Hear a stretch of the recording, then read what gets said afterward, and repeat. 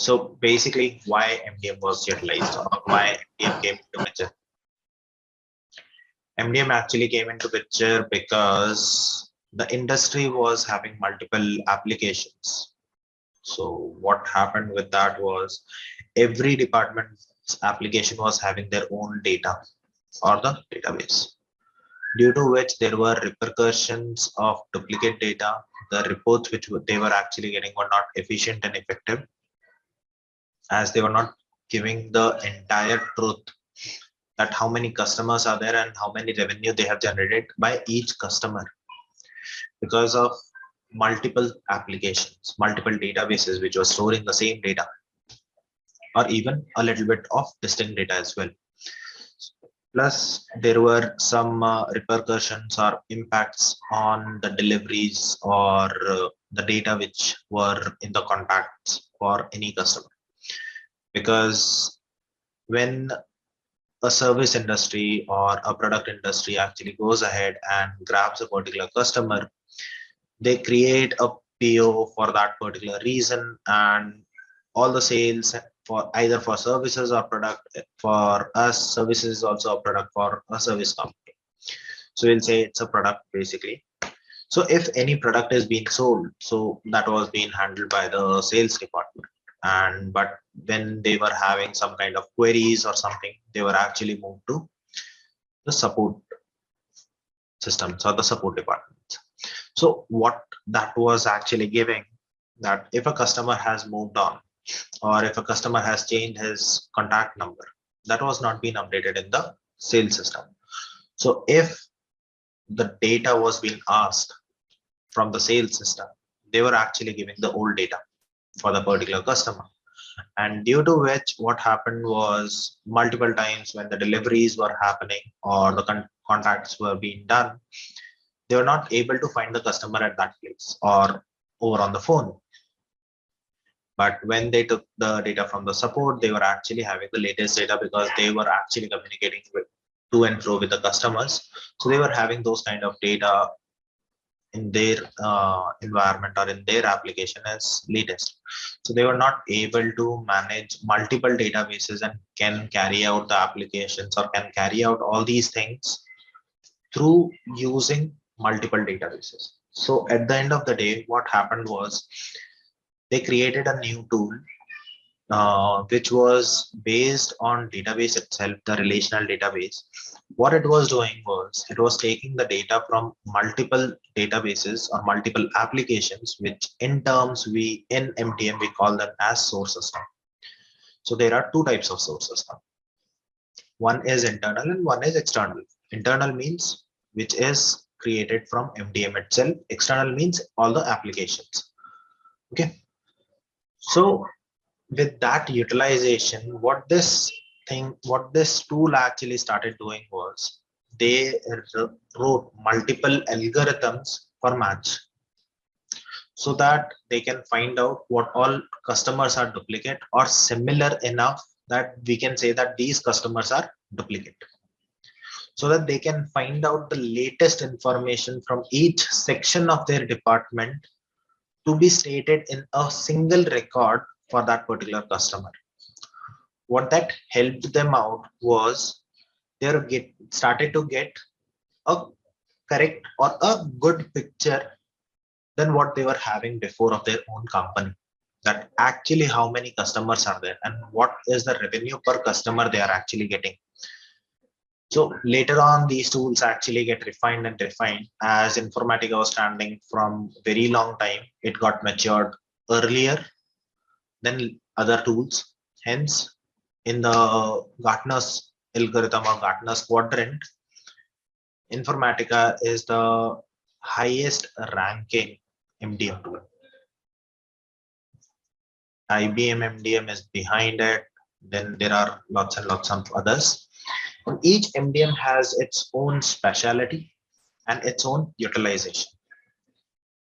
According to the requirement, we go ahead and use the MDM tool, that which particular tool will be beneficial for the customer. Okay, that's how basically the MDM journey actually started. So In over here, let me just go ahead and so you can see on the left hand side, we have stated all the third party operational system, right? So these are the entire applications or the databases which a company or a customer is handling. It can be any XYZ systems, any XYZ databases, even the cloud. Why I say MDM is a great or not great, then a better approach or a better suited path forward, because we have seen languages are coming and they are growing into other languages. Behind it, either it would be C++ or it would be C#, .NET, or it would be Java, which is actually going ahead and converting them into multiple libraries, and we are getting new libraries or new classes for going ahead and doing the functionalities, right? But in MDM, doesn't matter which particular database you are using. Even if you are using cloud, even if you are using big data, even if you are using anything, later on, this will be a non-file based or a non-relational database like the big data and all. But even if you are using a big data in a rational database form or in a relational data DB, right? That particular system will be still called as a legacy system for MDM. Why? Because it is taking the data from there and it is enriching the data at the end of the day. So that is why I say MDM as a better path forward for any data to be migrated. So all the applications which a company or which a customer is handling, all those things are called as external source systems. So whenever the MDM journey starts, we always go ahead and analyze all these source systems.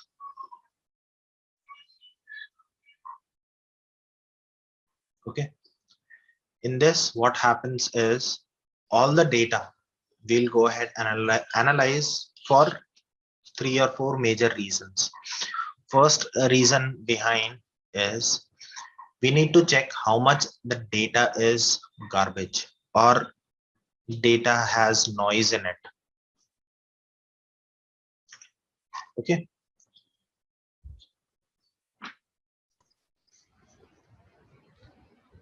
Yeah.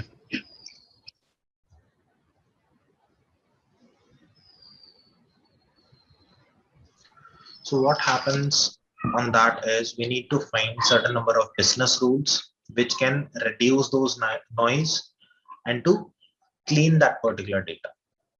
Second thing which we do in the external source system is we find out how much data is actually matching, how much duplicate we are having inside one system and across systems. Using the data quality tool, we have match and merge over there, or by utilizing the SQL fuzzy logic, which is given by SQL itself, SQL and Oracle. We use those kind of things to find out how much data is duplicate. Okay. So those things are the first part which you go ahead and do. And parallelly, a person will be there who will be going ahead and try to model all those applications into a single model,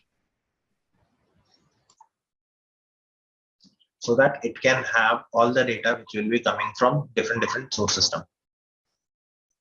So if your source, every source system is having, let's say 20 attributes per system, your in the end of the day, your MDM model might have 40 or 45 attributes, or maybe less, according to what all attributes are similar in each system. So it is a joint or a merged kind of a model which MDM actually holds. Okay. Then you guys have already gone ahead and done your work in ETL, that how to migrate the data from one particular source to one particular target, right? So that is being utilized for shifting the data from the applications which are maintained initially by the company. So that is moved to MDM. So the movement is done in landing table. So there are 3 steps in Informatica, or 3 stages in Informatica to move the data from one place to another. First is landing, second is stage, and third is base object or load. Okay. So after the data has been moved into the main table, all the match and merge has been done. All these things which are being mentioned, unifier, stewardship, all these things will be done in those process. Later on, that particular data which is being mastered, or which is cleaned, which is enriched, that is again sent back to those applications or to the reporting systems for creating the BI reporting reports. Okay, so that is something which MDM works on. So this is basically how the MDM architecture actually works. So as you have gone through with ETL, you will be knowing that ETL is mostly utilized for batch time and near to real time, right? We have to actually go ahead and schedule them, correct? Yep. So in MDM, there is another one which is actual real time. How we can go ahead and do real time? Real times are always done using APIs, the API calls. So the architecture which Informatica has gone ahead and created itself, it's basically a system integrated framework which it utilizes. So let's see all those things. Okay. So components of Informatica. So components of Informatica are 3. Major components are 3. First is Hub Console. Second is provisioning tool, and third is ActiveOS. So your Hub Console is utilized to create your physical model, hierarchy, your cleanse function, which means like everything will be first created in Hub Console. Your entire modeling and entire configuration is created in Hub Console. It's the base of MDM. Okay. Whereas provisioning tool uses the MDM Hub Console configuration to create the UI according to the requirement. And the third component is ActiveOS, which is utilized to create workflows. So these are the 3 components we'll be studying over here, or we'll be giving a hands-on experience and all those things in 2 modules, which is Hub Console and provisioning tool. So ActiveOS we won't be covering, right? Correct. Okay. Because ActiveOS is a different license, and it's almost like it's a deep down like a MDM. It has an entire different course structure. Okay. And over here with cloud, we don't have an ActiveOS license. So that is okay. So there are some misunderstanding between cloud and on-premises. So there are basically 3 types of architecture if we say about infrastructure related. First is on-prem, which means the server itself is with customer. They are not utilizing any other server. That means on-prem. Second is cloud premises, which means they are using either the AWS, Google, Microsoft, any of their infrastructure to install the Informatica and to utilize it. So basically they are installing the Informatica. And the third one is the pure cloud base, which means the SaaS platform, which is newly introduced by Informatica. Still, it needs too much maturity to go forward with, because in the cloud you will get either product or customer. So your entire model will be already developed. You will be just enhancing it by utilizing the business entities. Okay, so that one is at product 360 or something. No, product 360, customer 360, reference 360, entity 360. It's according to domain, which domain Okay. you are actually purchasing. So Informatica has released only for two domains in SaaS as a SaaS platform, which Okay. is C360 and P360. Okay. So whatever we will be going ahead and purchasing the license for a particular domain, so we will get a little bit extra features and predefined entities and a little bit of base objects and all configuration from the Informatica itself. So over here we are using multi-domain, which is entity 360 or enterprise 360. Domains can be customer, domains can be product, domain can be reference, domain can be your supplier, domain can be your vendor. So all these are your domain, which Informatica gives you a little bit configuration from itself. So P360, C360, R360, and E360. These are the four domains which Informatica gives you predefined configurations. Then in the architecture, there are three sections, right? So these three sections are called as UI layer, which is evolved from IDD to E360, C360 and all. Then there is an application server, which is split into two parts. One is application server, which is having the master reference manager, hierarchy manager, activity manager, all those kind of functionalities will be handled by one single piece of server. The second node is utilized for cleanse function, match and merge, all those kind of activities, which we say it as cleanse match server. Next one is your database. Now your database is actually split into two parts. One is master database, which will every single time it will come with your configuration. We'll go into deep what it will hold and what it will not. The second are the ORS, which is operation reference servers or stores. Okay. In the database, all your configurations and everything will be stored over here according to your application layer. ORS will be storing your data and its own configuration. Application server, it utilizes for all the activities which we will be doing on hub, provisioning to the data manipulation activities, all those things. Whereas the UI layer is the interaction layer for the data steward as well as for developer to create those configurations and to manipulate the configurations which have been given. Okay. So database tiers are basically into two, as I stated, master database and operational tray, ORS database. So master database, we'll be seeing all these things in the tool itself. So first 2 days, I would say, or second day half would be a little bit theory and PPT side, but later on everything will be on the tool section. So don't worry, it's not just theory. Okay.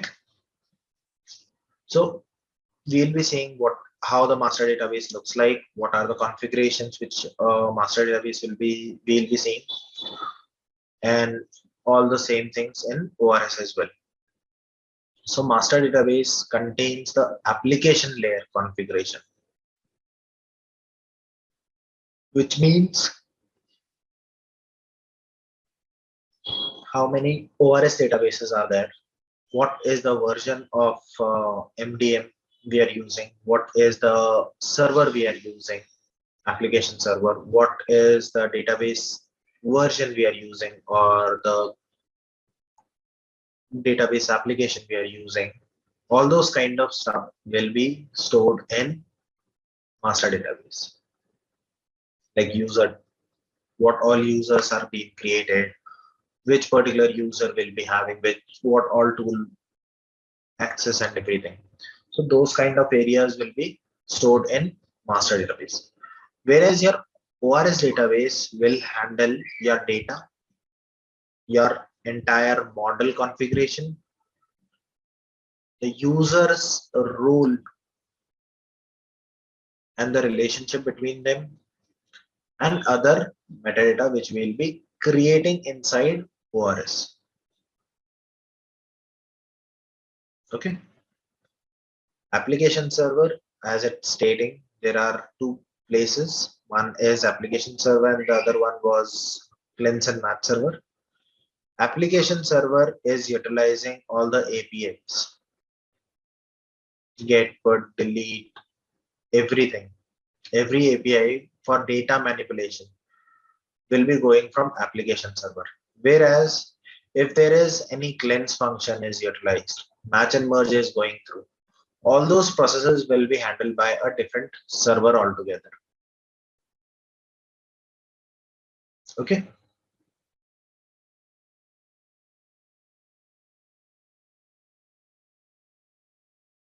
And all these APIs are being driven from the application layer, which is the UI layer, the hub console, or the BES services, the business entity services, or the directly the E360 or C360, which whatever you're using, those becomes the UI layer. Those APIs will be called from there to the application server, which will direct the process or the call according to which particular process it would require. And it's a thread architecture. It's a multi-thread architecture which is being designed in the backend. Okay. So batch flow, as we stated, right? So how the data is being flown from one particular system to the end of table base object. So how it does is we have seen the ETL to push it into the landing, right? So the ETL process is over here. It sends the data into the landing. We'll be creating the landing tables. We'll be creating the stage tables. We'll be creating each and everything mostly over here. Okay. So it loads the data into the landing table. So ETL job is done and MDM job starts after the data is in landing table. Stages always truncate and load. So every time the data is coming in, this raw table, reject table, there are two other tables which will be created. Raw table is utilized for delta auditing purpose. For delta detection, there are two other supporting tables. We'll be seeing all these things. So it's just a walkthrough kind of a thing. So the landing and the data which is sent to stage runs through mapping. We have a mapping inside MDM as well. So that mapping will be having certain number of cleanse functions involved.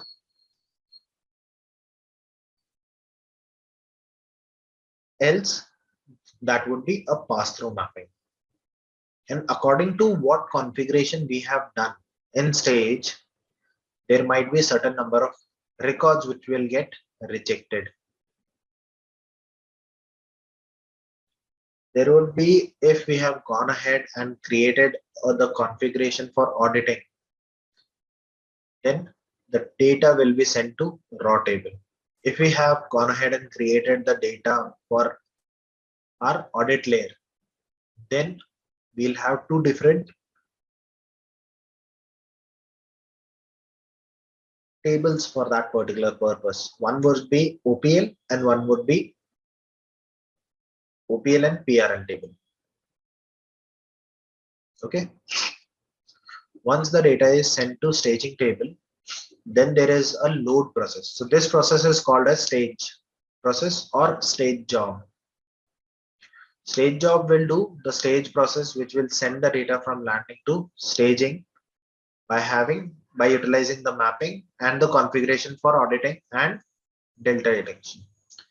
And when the data is there in the staging table, there is a load job or load process which happens. So in the load process, it goes ahead and sends the data into three different tables.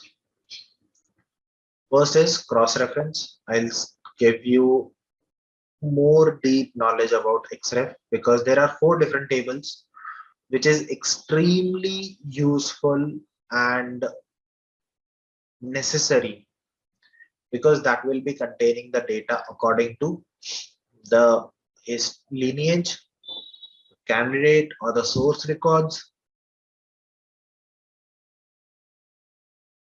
those kind of information. Then the load process also sends the data into history and all other tables like PCT table, match table, and all those tables. And if there is any rejections happening, there are multiple reasons why rejects might happen. Certain numbers are if the load process, which kind of load we are actually utilizing. So if we are utilizing load by row ID and that row ID object is not present, it will reject. If we are there is no parent detected and the child record is there, it will be rejected. If the lookup value doesn't exist, it will reject. So there are multiple reasons why a data can be rejected. So those data, all the rejected data will be sent into the same reject table. Okay. Once the data is there in the base object, we go ahead and do a match and merge. So in match and merge, every time the data will be going into the tokenization format, the tokenization will be done. Match key, match process, match table, all these things will happen and the data will finally get merged with all the duplicates or the similar records.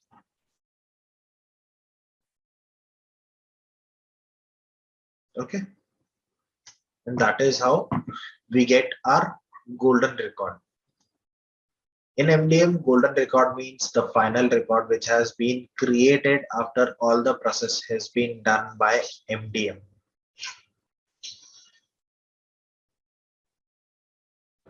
The cleanse or the data is duplicate in landing table Okay. or any data which is not mapped correctly.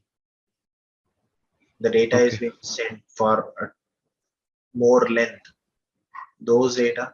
So over here from landing to stage, there are very less rejects, very less. Okay. But in load process, your all the validations, all your referential integrity are checked. Hence, rejects are a little bit more in the load process. Okay. Yeah.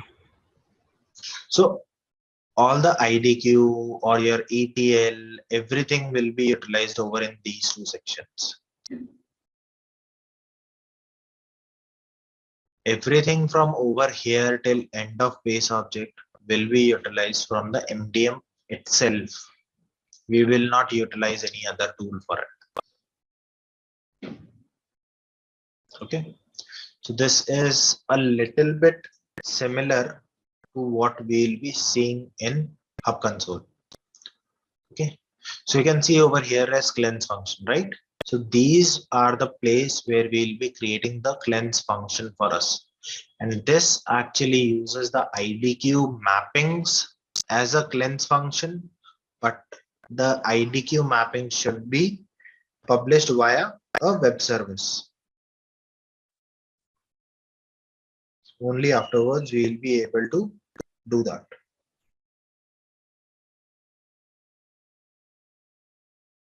Okay. Yeah. So address doctor is a plugin which is utilized to verify the address which is being given by a record or by an application for that particular record. Is it valid or not? But address doctor is only utilized for North America, UK, Canada, and Australia.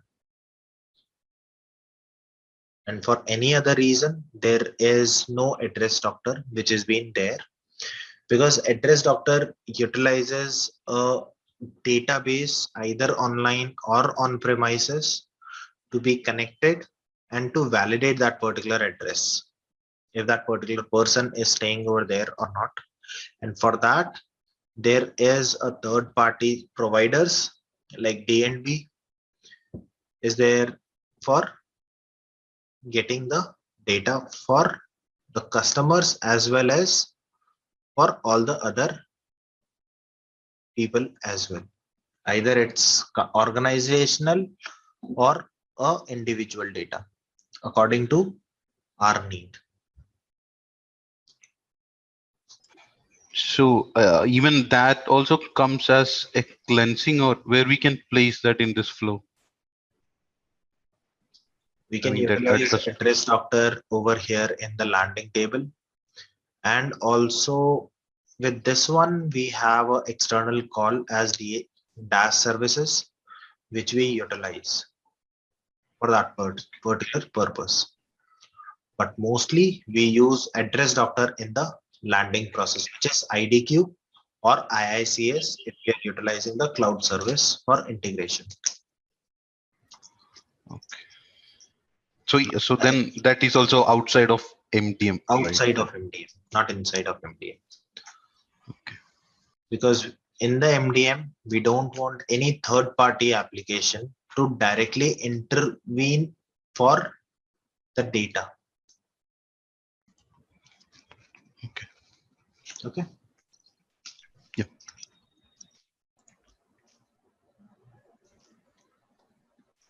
This is more majorly on configuration. Mhm. And the main utilization of MDM is to put up a activity or put up a process where your data will get deduplicated, and all the data which is coming in should get enriched. More information should be updated by multiple applications at one place. That is the major role which MDM plays, so that it becomes easier for governance activities to be placed on that particular data, so that the data should not get any bad or worse in the state, which will lead to inefficient reports, which will lead to loss of revenue for the company.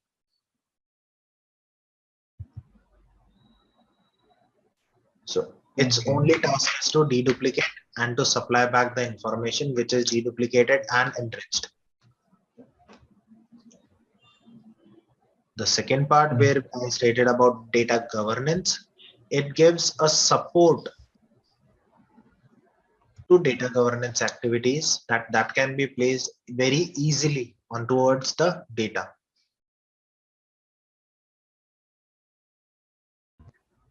Because there are Okay. various different tools, various cheaper tools where you can go ahead and find out if they have what is the lineage of that particular data, how the data was being transformed, right? For those purpose, there are multiple tools, but this tool not only gives you the lineage of that particular data once the data is in, it also provides all those functionalities also. So all these things in over here. So these all sections which are over here, right?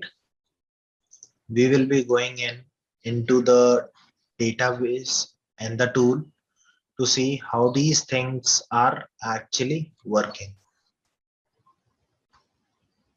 Okay, everything over here, it's been listed out. These things we will be seeing inside the tool directly. Okay, so I'll just go ahead and connect to the RDP.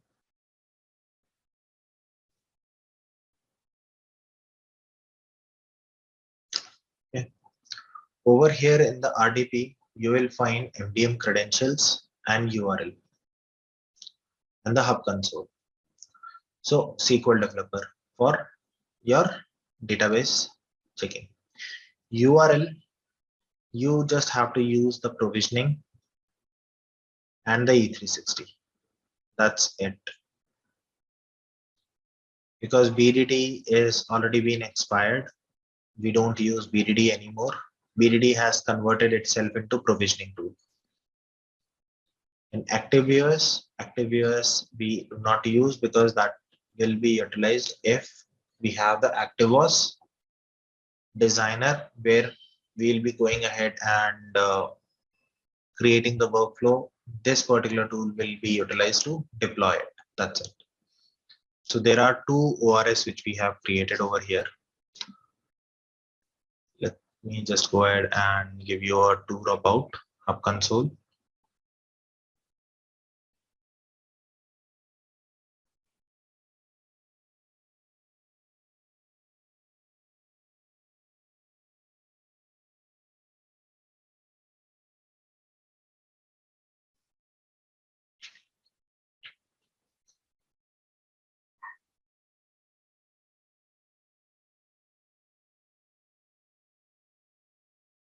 So you can see there are three types of database.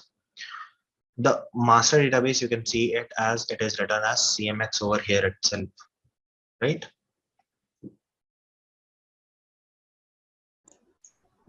Yeah.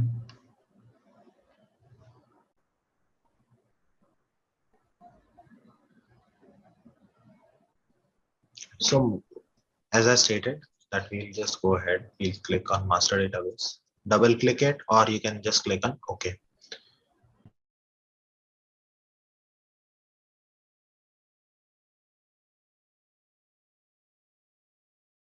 Okay.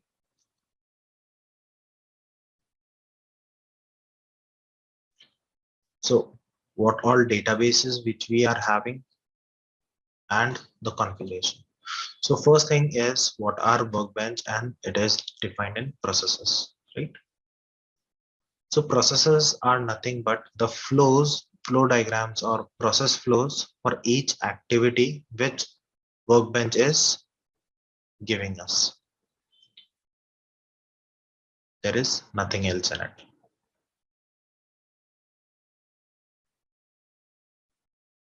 Okay.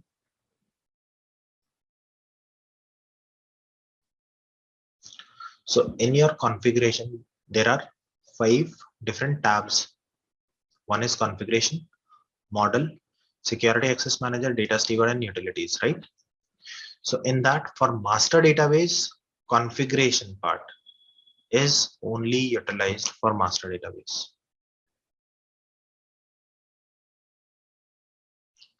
There is nothing else which is there for master database to see or master database to handle it.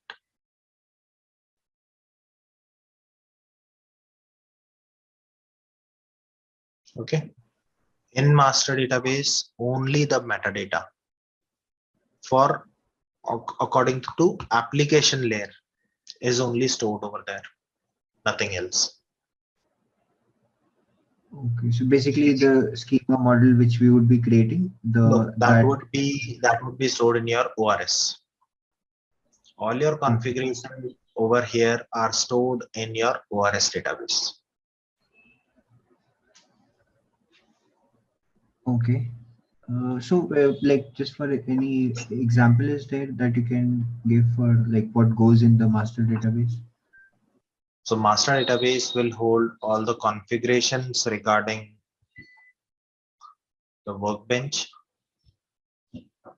application layer configuration, database connectivity configurations, your users, which what all users are being created configurations, what type of security providers, those types of information, what user will be having which tool access, that kind of information. So all those things. So we'll be discussing everything according to each and every section. So this section, what all it will be holding,